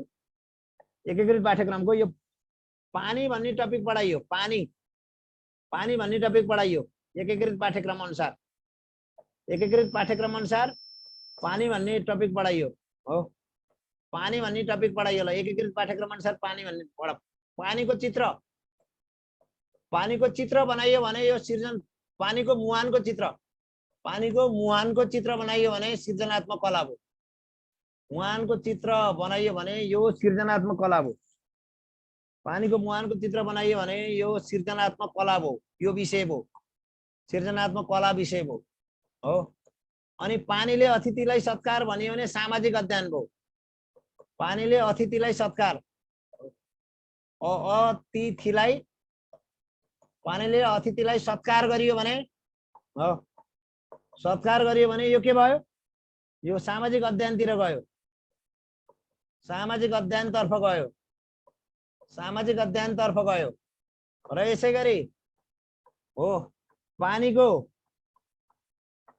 हो मुहान स्वास्थ्य राख्ने तरिका गयो भने स्वास्थ्य राख्ने र स्वास्थ्य खानेपानी सम्बन्धी गयो भने यो स्वास्थ्य तथा शारीरिकमा गयो स्वास्थ्य तथा केमा गयो स्वास्थ्य तथा शारीरिकमा गयो शारीरिक पानी भनेको H2O हो भनेर गयो भने हो पानी भनेको H2O हो भनेर यो कता गयो यो विज्ञान तथा कता गयो विज्ञान तथा कता गयो प्रविधि तर्फ हो हेरी एउटा विषय पढाउँदा यो एउटा विषय अध्यापन गर्दा सृजनात्मक कलासँग पनि जोडेर पढायो सामाजिक अध्ययनसँग पनि जोडेर पढायो स्वास्थ्य शारीरिकसँग पनि जोडेर पढायो विज्ञान तथा प्रविधिसँग पनि जोडेर पढायो यो टपिकलाई यो एउटा विषयलाई एउटा टपिकलाई एउटा शीर्षकलाई विभिन्न विषयहरूसँग अन्तर सम्बन्धित गरेर अध्यापन गराउने मूल मर्म एकीकृत पाठ्यक्रमको हो जुन बहुविषयक ढाँचा र अन्तर्विषयक ढाँचामा छ विशेष गरी यसले विषयवस्तुलाई अन्तर सम्बन्धितै गरेर सकेसम्म विषयवस्तुलाई अन्तर सम्बन्धितै गरेर पढाउनका लागि जोड दिन्छ यही हो एकीकृत पाठ्यक्रम है त यसको मूल मर्म तलका मध्ये स्रोत सामग्री कुन हो ल तलका मध्ये स्रोत सामग्री कुन हो तलका मध्ये स्रोत सामग्री पाठ्यक्रम शिक्षक निर्देशिका पाठ्यपुस्तक बाल कविता र बाल कथा ल भन्नुस् तलका मध्ये स्रोत सामग्री कुन हो पाठ्यक्रम हो शिक्षक निर्देशिका हो पाठ्यपुस्तक हो बाल कविता र बाल कथा हो यो त थाहा पनि सक्नुहुन्छ होला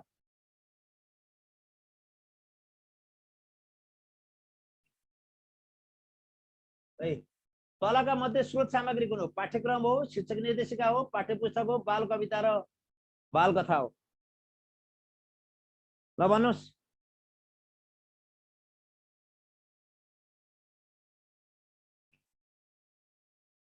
यो प्रिन्टेड मेटेरियल्स हो यसलाई प्रिन्टेड मेटेरियल्स भनिन्छ पाठ्यक्रम शिक्षक निर्देशिका पाठ्यपुस्तक यी प्रिन्टेड मेटेरियल्स हुन् बाल कविता र बाल कथा यिनीहरू स्रोत सामग्री हुन् यी स्रोत सामग्री हुन् जुन सामग्रीहरू शिक्षणका लागि तयार नपारिए तापनि शिक्षण सिकाइमा प्रयोग हुन्छन् तिनलाई भनिन्छ स्रोत सामग्री हो जुन शैक्षिक सामग्री हो अध्यापन गर्नका लागि पाठ्यक्रमसँग सम्बन्धित हुँदैन पाठ्यक्रमसँग सम्बन्धित हुँदैनन् पाठ्यक्रम र विषय सूचीका आधारमा तयार पारिएको हुँदैन तर ती सामग्रीहरू अध्ययनका लागि सिकाइका लागि उपयोगी हुन्छन् पाठ्यक्रम अनुसार तयार नपारिए पनि ती सामग्रीहरू सिक्नका लागि हो अध्ययन गर्नका लागि उपयोगी हुन्छन् भने त्यस्ता सामग्रीलाई स्रोत सामग्री भनिन्छ भनेर बुझ्नु पर्यो जस्तै बाल कविता बाल कथा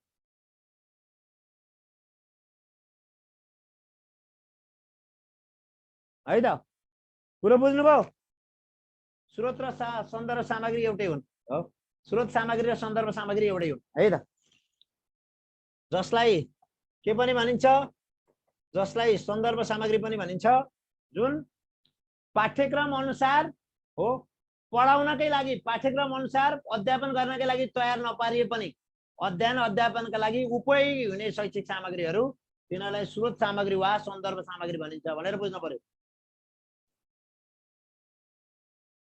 ल म अगाडि बढे सक्षमताले केलाई जनाउँछ ल महत्त्वपूर्ण क्वेशन आयो है तपाईलाई आउन सक्ने क्वेशन माथिका सबै होइन ल हेरी माथिका सबै होइन ल ल सक्षमताले केलाई जनाउँछ अपेक्षित सिकाउले निर्धारित लक्ष्यलाई समय सापेक्ष जीवनोपयोगी अभिवृद्धि गर्नलाई व्यक्तिलाई आवश्यक पर्ने ज्ञान सिप हो प्रवृत्ति है प्रकृति होइन प्रवृत्ति र कार्य प्रदर्शन गर्ने क्षमतालाई प्रवृत्ति हो यो प्रवृत्ति हो है प्रवृत्ति हो सक्षमताले केलाई जनाउँछ अपेक्षित सिका उपलब्धि र निर्धारित लक्ष्यलाई समय सापेक्ष जीवनोपयोगी अभिवृद्धि गर्नलाई व्यक्तिलाई आवश्यक पर्ने ज्ञान सिप प्रविधि तथा कार्य प्रदर्शन गर्ने क्षमतालाई ल हेरौँ त को कोले सक्नुहुन्छ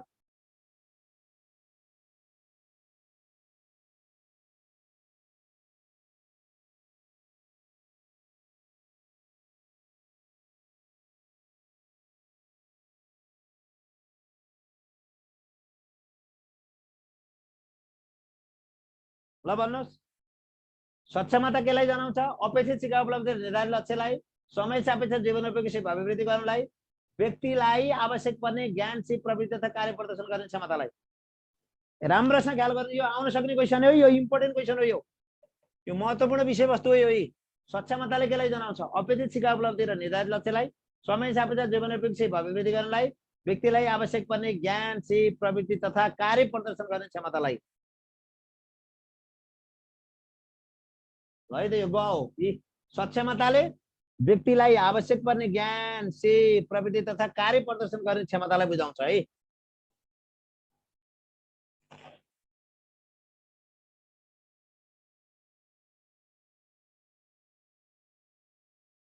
ल अब यहाँ जनक महत जस्ता साथीहरु पनि आउनु भएको छ। जनक महत जी, जनक महत, अब उहाँलाई तपाईहरुले भन्नुस् है के भन्नुहुन्छ? म त पढ्न आएको होइन, केटीको नाम हेर्न आएको भन्नेलाई के भन्नुहुन्छ तपाईहरु? यस्ता साथीहरु पनि छन् त्यहाँ। म त पढ्न आएको होइन रे, म त पढ्न आएको होइन, केटीको नाम हेर्न आएको भनेर जनक महत भन्ने साथी केटीको नाम हेर्न आएको रे। गइहाल्नु साथी यहाँबाट।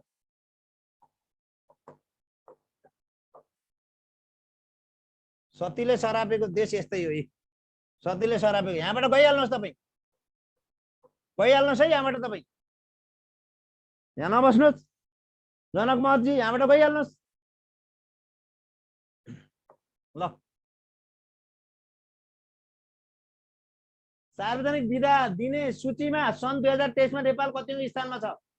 सार्वजनिक विदा दिने सूचीमा सन् 2023 मा नेपाल कतिौं स्थानमा छ? ल यो जीके सँग सम्बन्धित क्वेशन हो, यो महत्त्वपूर्ण छ। ल हेर्नुस्, यो महत्त्वपूर्ण क्वेशन आयो। सार्वजनिक विदा दिने सूचीमा सन् 2023 मा नेपाल कतिौं स्थानमा छ?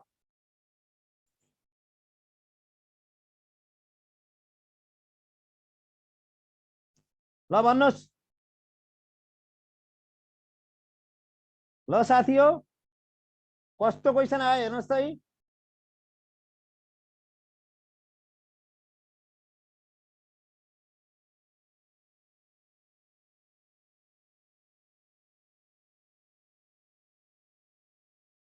ल नेपाल प्रथम स्थानमा छ। नेपाल प्रथम स्थानमा नेपाल छ। प्रथम स्थानमा नेपाल छ। हेर्नुस्, नेपाल नेपाल जसको 35 दिन सार्वजनिक विदा छ है। दोस्रो म्यानमार, म्यानमारले सार्वजनिक विदा एक वर्षमा कति दिन दिएको छ? 32 दिन, 32 दिन। तेस्रो इरान छ, तेस्रो इरान छ, यसले सार्वजनिक विदा कति दिन दिएको छ एक वर्षमा? 26 दिन, 26 दिन। तेस्रो, चौथो कुन छ है? चौथो श्रीलङ्का 25 दिन। चौथो श्रीलङ्काले कति दिन दिएछ विदा? श्रीलङ्काले 25 दिन सार्वजनिक विदा दिएछ एक वर्षमा। पाँचौं हो, पाँचौं बंगलादेशले 22 दिन। पाँचौं बंगलादेश, यसले 22 दिन सार्वजनिक विदा दिएको छ। ल हेर्नुस्, सार्वजनिक विदा दिने सूचीमा सन् 2023 मा नेपाल कतिौं स्थानमा छ? प्रथम स्थानमै र चाहिँ।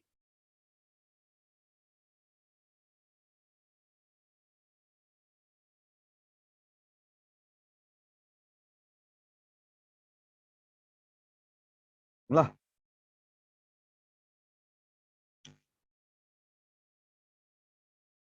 ल म अगाडि बढे।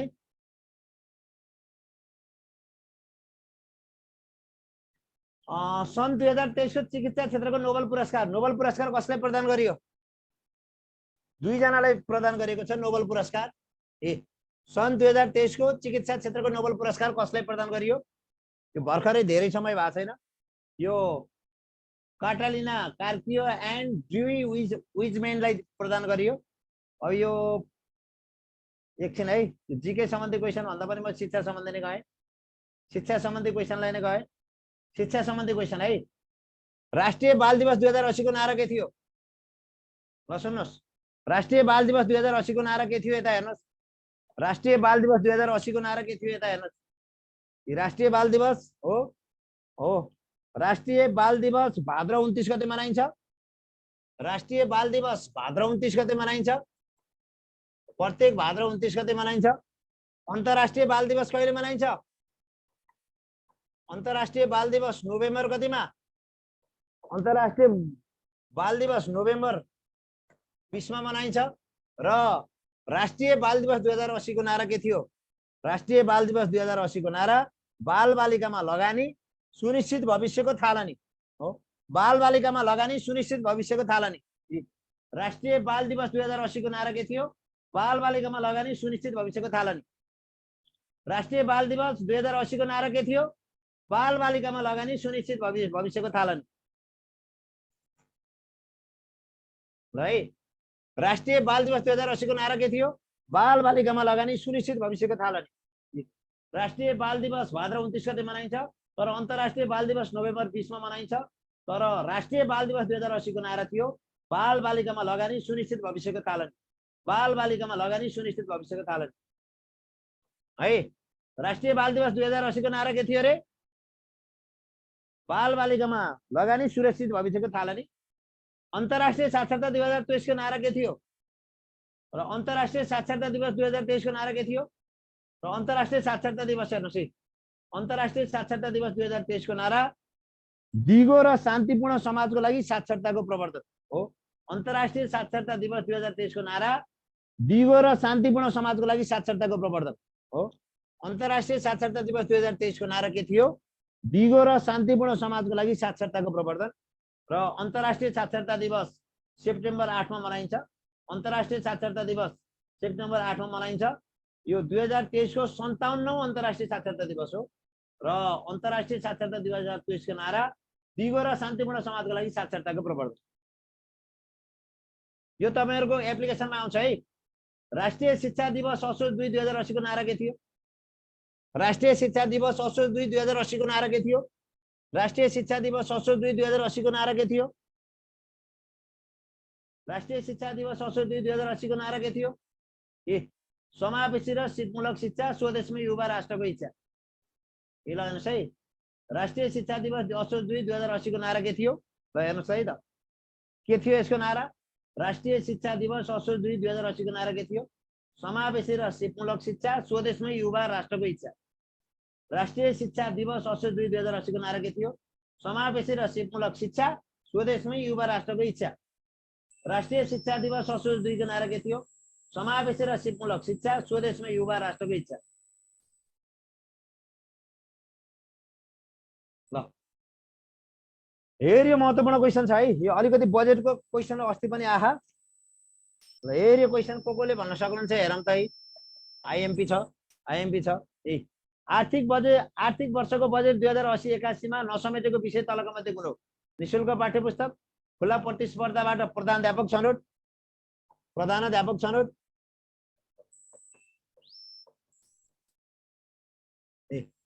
निशुल्क पाठ्यपुस्तक, खुला प्रतिस्पर्धाबाट प्रधानाध्यापक छनौट, शिक्षक दरबन्दी पुनरावलोकन, कृषि विद्यालयको स्थापना र अभिभावकीय शिक्षा। ल आर्थिक वर्षको बजेट 2080-81 मा नसमेटेको विषय तलका मध्ये कुन हो? निशुल्क पाठ्यपुस्तक, खुला प्रतिस्पर्धाबाट प्रधानाध्यापक छनौट, शिक्षक दरबन्दी पुनरावलोकन, कृषि विद्यालयको स्थापना र अभिभावकीय शिक्षा।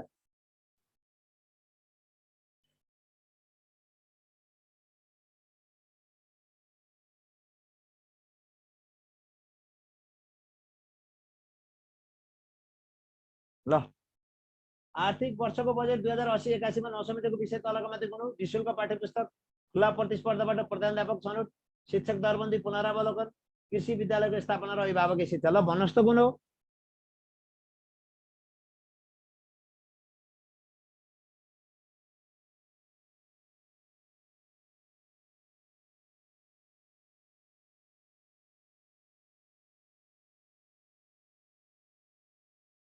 ल आर्थिक वर्षको बजेट 2080-81 मा नसमेटेको विषय तलका मध्ये कुन हो?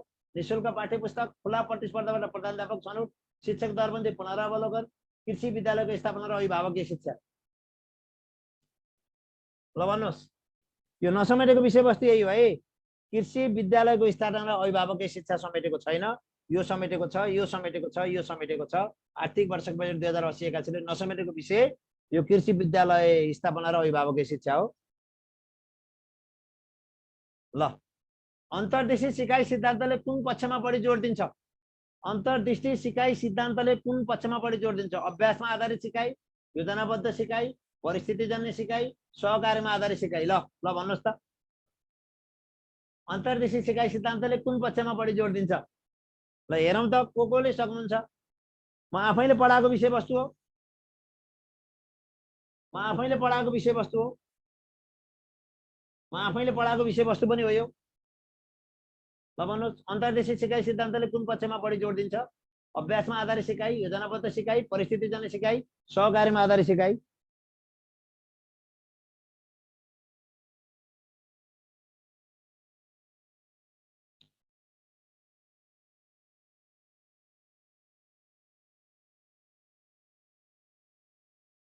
ल ल भन्नुहोस्।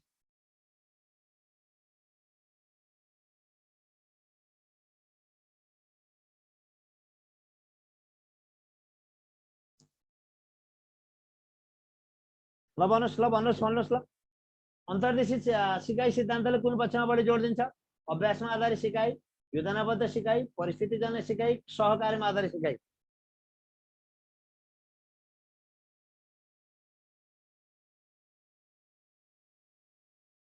ल है, अन्तर्दृष्टि सिकाइ सिद्धान्तले कुन पक्षमा बढी जोड दिन्छ? अभ्यासमा आधारित सिकाइ, योजनाबद्ध सिकाइ, परिस्थितिजन्य सिकाइ, सहकार्यमा आधारित सिकाइ। ल, यो परिस्थितिजन्य सिकाइ हो। अन्तर्दृष्टि सिकाइले परिस्थितिजन्य सिकाइ, तार्किक सिकाइ, प्रत्यक्षीकरणमा आधारित सिकाइ हो, प्रत्यक्षीकरणमा आधारित सिकाइ, करणमा आधारित सिकाइ, तार्किक सिकाइ, केलाई जोड दिन्छ? तार्किक सिकाइ, यसमा जोड दिन्छ है। अन्तर्दृष्टि सिकाइ सिद्धान्तले परिस्थितिजन्य सिकाइमा जोड दिन्छ, तार्किक सिकाइमा जोड दिन्छ हो, प्रत्यक्षीकरणमा आधारित सिकाइमा, तार्किक सिकाइमा, स्वतन्त्र सिकाइमा। यो अन्तर्दृष्टिले केमा पनि जोड दिन्छ? स्वतन्त्र सिकाइमा पनि जोड दिन्छ। यसले स्वतन्त्र सिकाइमा पनि जोड दिन्छ, अन्तर्दृष्टि सिकाइले स्वतन्त्र सिकाइमा पनि जोड दिन्छ।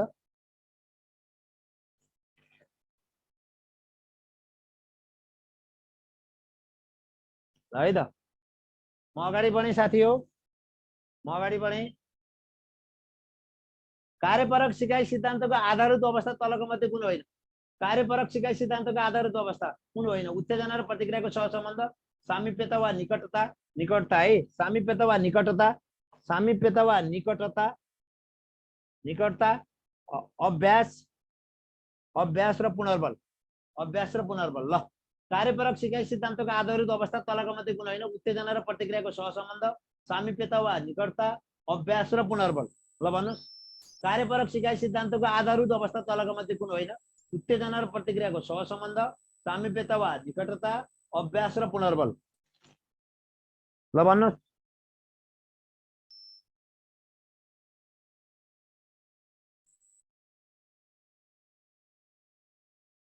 ल भन्नुहोस् साथी, ल भन्नुहोस्, भन्नुहोस्, भन्नुहोस्। यो होइन है, कार्यपरक सिकाइ सिद्धान्तको आधारभूत अवस्था सामिप्यता हो, अभ्यास हो, पुनर्बल हो, तर के होइन? उत्तेजना र प्रतिक्रियाको सहसम्बन्ध होइन है, यो होइन, यो होइन, यो होइन है त। ए, कार्यपरक सिकाइ सिद्धान्तको आधारभूत अवस्था तलको मध्ये कुन होइन? उत्तेजना र प्रतिक्रियाको सहसम्बन्ध होइन, के हो? सामिप्यता वा निकटता हो, अभ्यास हो, पुनर्बल हो, यिनीहरू आधारभूत अवस्था हुन् हो, यिनीहरू आधारभूत अवस्था हुन् कार्यपरक सिकाइ सिद्धान्तका। तर कार्यपरक सिकाइ सिद्धान्तको आधारभूत अवस्था उत्तेजना र प्रतिक्रियाको सहसम्बन्ध होइन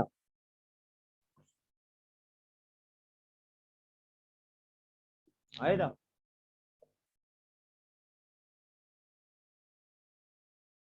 ल, अवलोकनात्मक र अनुकरणात्मक सिकाइ प्रक्रियामा जोड दिने सिकाइ सिद्धान्त कुन हो? अवलोकनात्मक र अनुकरणात्मक सिकाइ प्रक्रियामा जोड दिने सिकाइ सिद्धान्त कुन हो? सामाजिक सिकाइ सिद्धान्त, संज्ञानात्मक विकासको सिकाइ सिद्धान्त, अन्तर्देशीय सिकाइ सिद्धान्त, प्रयत्न र भुलको सिकाइ सिद्धान्त। अवलोकनात्मक र अनुकरणात्मक। ल त,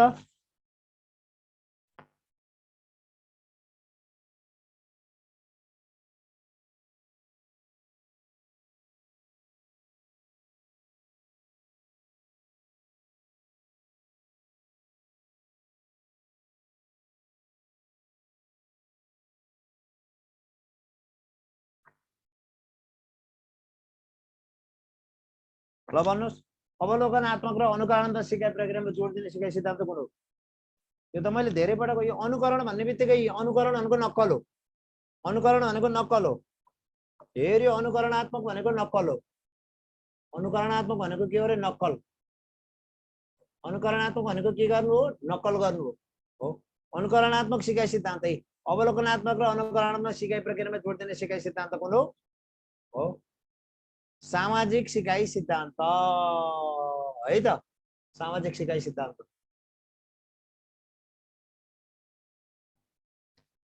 ल सामाजिक सिकाइ सिद्धान्त है त सामाजिक सिकाइ सिद्धान्त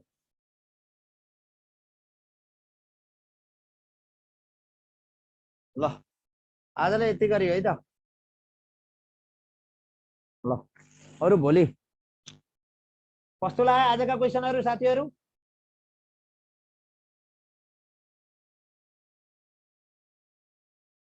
आजका प्रश्न कस्तो लाग्यो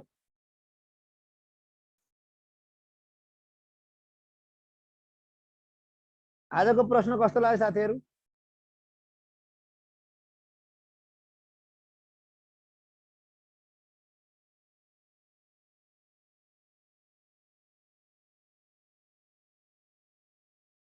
आजको प्रश्न कस्तो लाग्यो साथी हो गाह्रो सजिलो राम्रो